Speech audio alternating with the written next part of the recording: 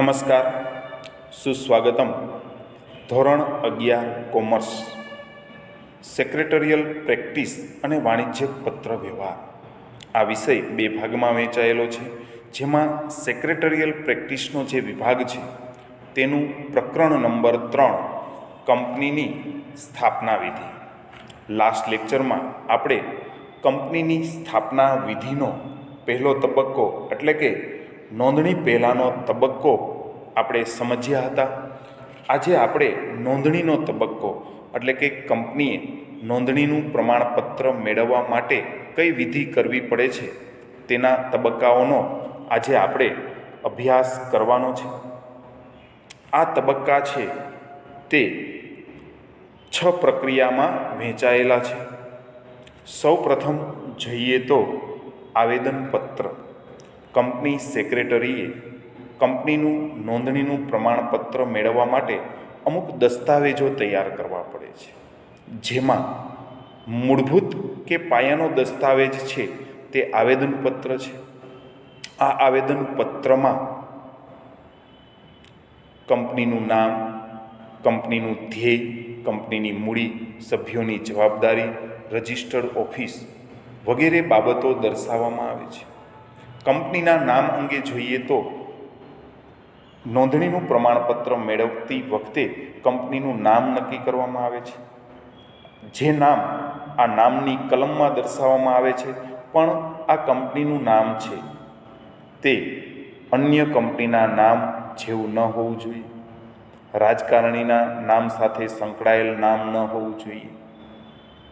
તો નામ રાખતી વખતે પણ કાયદાની જોગવાઈનું પાલન કરવું પડે છે. ધ્યેય, કંપની છે તે પોતાના ધ્યેય બહારની પ્રવૃત્તિ કરી શકે નહીં, તો આ ધ્યેયની કલમમાં કંપનીનો ધ્યેય અથવા કંપની પોતાના આયુષ્ય દરમિયાન કયા કયા કાર્યો કરશે તે અંગેની બાબત આ ધ્યેયમાં દર્શાવવામાં આવે છે. ત્યારબાદ મૂડીની કલમમાં, તો મૂડીની કલમમાં કંપની તેના આયુષ્ય દરમિયાન વધુમાં વધુ કેટલી મૂડી રાખશે, એટલે કે તેને સત્તાવાર મૂડી તરીકે ઓળખવામાં આવે છે અથવા અધિકૃત મૂડી તરીકે ઓળખવામાં આવે છે. તો તે મૂડી અંગેની વિગત છે તે આવેદનપત્રમાં દર્શાવવામાં આવે છે. ત્યારબાદ કંપનીની સ્થાપના કરનાર અથવા કંપનીમાં મૂડી રોકનાર જે સભ્યો છે તેની જવાબદારી કેટલી છે તે અંગેની વિગત આવેદનપત્રમાં દર્શાવવામાં આવે છે. અને આ ઉપરાંત રજિસ્ટર્ડ ઓફિસનું સરનામું, આ બાબત પણ આવેદનપત્રમાં દર્શાવે છે. આ આવેદનપત્ર છે તે ત્રાહિત પક્ષ અને કંપની વચ્ચેનો સંબંધ નક્કી કરે છે. કોઈ પણ કંપની માટે આવેદનપત્ર ફરજિયાત છે, પ્રાથમિક જરૂરિયાત છે અને આ આવેદનપત્ર દ્વારા કંપની કેવા પ્રકારનો ધંધો કરશે તે નક્કી થાય છે. ત્યારબાદ નોંધણીનું પ્રમાણપત્ર મેળવવા માટે એક બીજો દસ્તાવેજ તૈયાર કરવો પડે છે, જેને નિયમન પત્ર તરીકે ઓળખવામાં આવે છે. આ નિયમન પત્રમાં કંપનીના આંતરિક નિયમો દર્શાવવામાં આવે છે. કંપનીનો આંતરિક વહીવટ કેવી રીતે થશે, કંપનીના આંતરિક વહીવટ માટે કયા કયા નિયમો લાગુ પડશે તે અંગેનો દસ્તાવેજ છે.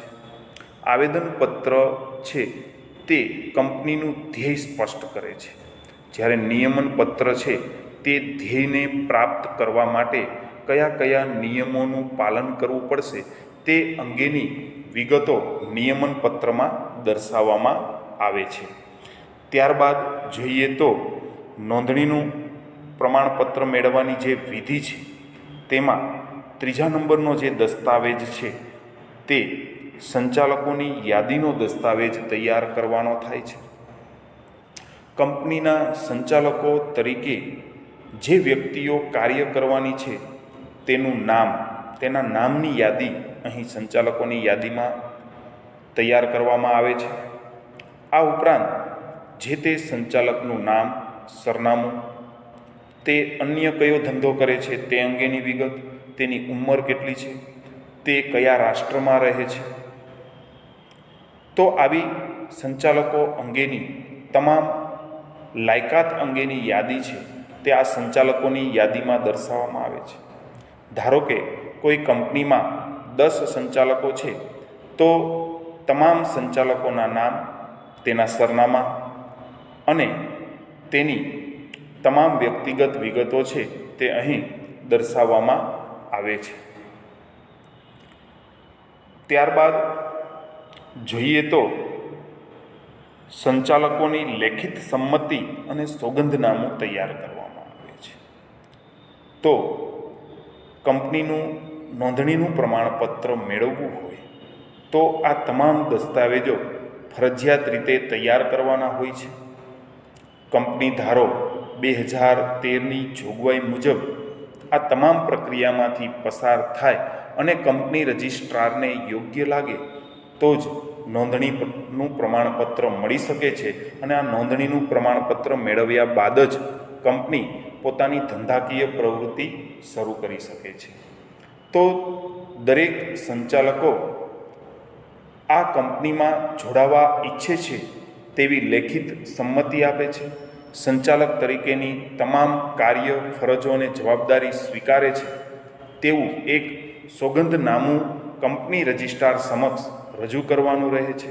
અને આ ઉપરાંત સંચાલકે પોતે કોઈ ગેરકાયદેસરની પ્રવૃત્તિ કરતો નથી, છેતરપિંડી કે ગેરરીતિ માટે ગુનેગાર ઠરેલ નથી તેવું સોગંદનામું રજૂ કરવું પડે છે. અને આ જે કાંઈ પણ રજૂઆત કરેલ છે તે સાચી અને યોગ્ય છે તેવી રજૂઆત કરી અને દરેક સંચાલક છે તે તેની નીચે સહી કરી આપે છે કે આ તમામ માહિતી અમે જે પૂરી પાડી છે તે યોગ્ય અને સાચી છે. તો આવું એક સોગંદનામું તૈયાર કરવામાં આવે છે. અને ત્યારબાદ તબક્કા નંબર 5, કાયદાની જોગવાઈના પાલનનું નિવેદન. એટલે કે સંચાલકો આ ઉપરાંત એક એવું નિવેદન આપે છે કે કંપની ધારા 2013ની જે કાંઈ પણ જોગવાઈ છે તે તમામ જોગવાઈનું પાલન કરતાં કંપનીના ધ્યેયને પાર પાડશું. કંપનીની પ્રવૃત્તિઓ છે તે કંપની ધારાની જોગવાઈની વિરુદ્ધ કરવામાં આવશે નહીં.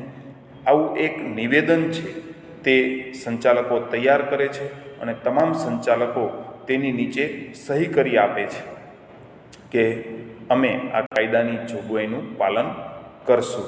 અને આ નિવેદન છે તે પણ કંપની રજિસ્ટ્રાર સમક્ષ નોંધાવવું પડે છે. આ નિવેદન છાપેલું હોવું જોઈએ. જેમાં આ નિવેદન છે તેમાં advocate, chartered accountant, cost accountant અથવા કંપની સેક્રેટરીમાંથી જે આ કંપનીની સ્થાપના વિધિમાં સંકળાયેલા હોય છે તેને પણ સહી કરવી પડે છે. કંપનીના નિયમન પત્રમાં જે સંચાલક, મેનેજર કે સેક્રેટરી તરીકે જેનું નામ હોય તેને પણ સહી કરવી પડે છે. આમ કાયદાની જોગવાઈનું પાલન તમામ સંચાલકો કરશે તેવું એક નિવેદન તૈયાર કરવામાં આવે છે. તેમાં તમામ સંચાલકો ઉપરાંત જે આ નિવેદન તૈયાર કરનાર છે તેની પણ સહી હોવી જોઈએ. ત્યારબાદ નંબર 6, અંતિમ પ્રક્રિયાનો તબક્કો, અન્ય કંપનીમાં હિતની જાહેરાત. કોઈ સંચાલક કે કોઈ મેનેજર છે તે અન્ય કંપનીમાં સંચાલક છે, અન્ય કંપનીના શેર ધારણ કરે છે અથવા અન્ય કંપની સાથે તે સંકળાયેલ હોય તો તે અંગેની માહિતી અહીં એક દસ્તાવેજમાં કે અહીં કોઈ સોગંદનામામાં આપવી પડે છે. એવો એક પત્ર તૈયાર કરવામાં આવે છે કે ધારો કે 10 સંચાલકો છે તેમાંથી 3 સંચાલકો અન્ય કંપનીમાં હિત ધરાવે છે તો તે 3 સંચાલકો અન્ય કંપનીમાં જે હિત ધરાવે છે તે અંગેની માહિતી પૂરી પાડવી પડે છે. અન્ય કંપનીમાં એટલે કે કઈ કંપનીમાં, કંપનીનું નામ, તે કંપનીમાં કેટલું હિત છે તેનું પ્રમાણ, આ તમામ બાબતો છે તેની એક દસ્તાવેજમાં જાહેરાત કરવી પડે છે. આમ કંપનીની નોંધણીનું પ્રમાણપત્ર મેળવવાની વિધિ અથવા જે નોંધણીનો તબક્કો છે તે પસાર કરવા માટે કંપની સેક્રેટરીએ આવેદનપત્ર, નિયમનપત્ર, સંચાલકોની યાદી, સંચાલકોની લેખિત સંમતિ અથવા સોગંદનામું, કાયદાની જોગવાઈના પાલનનું નિવેદન અને કોઈ સંચાલકો અન્ય કંપનીમાં હિત ધરાવતા હોય તો તેની જાહેરાત દર્શાવતો દસ્તાવેજ. આમ આ 6 દસ્તાવેજ તૈયાર કરી અને કંપની રજિસ્ટ્રાર સમક્ષ તેને રજૂ કરવામાં આવે અને તેની સાથે જરૂરી ફી ભરવામાં આવે અને કંપની રજિસ્ટ્રાર તેની ચકાસણી કર્યા બાદ જો સંતોષકારક લાગે તો તેની નોંધણી કંપનીઓના ચોપડામાં કરે છે અને આ વિધિ પૂર્ણ થઈ ગયા બાદ કંપની રજિસ્ટ્રાર કંપનીને નોંધણીનું પ્રમાણપત્ર આપે છે. નોંધણીના પ્રમાણપત્રમાં જે તારીખ આપવામાં આવી હોય તે તારીખથી કંપનીની શરૂઆત થયેલ ગણાય અને ત્યારબાદ જ કંપની પોતાના હેતુપૂર્વકની પ્રવૃત્તિઓ કરી શકે છે. વિદ્યાર્થી મિત્રો, અહીં આપણે કંપનીની નોંધણીનો તબક્કો સમજવાનો પ્રયત્ન કર્યો. આશા રાખું છું કે કંપનીનું નોંધણીનું પ્રમાણપત્ર કેવી રીતે મેળવી શકાય તે તમને સમજાઈ ગયું હશે. આ સાથે મારું વક્તવ્ય અહીં હું પૂર્ણ કરું છું. આભાર અને અસ્તુ.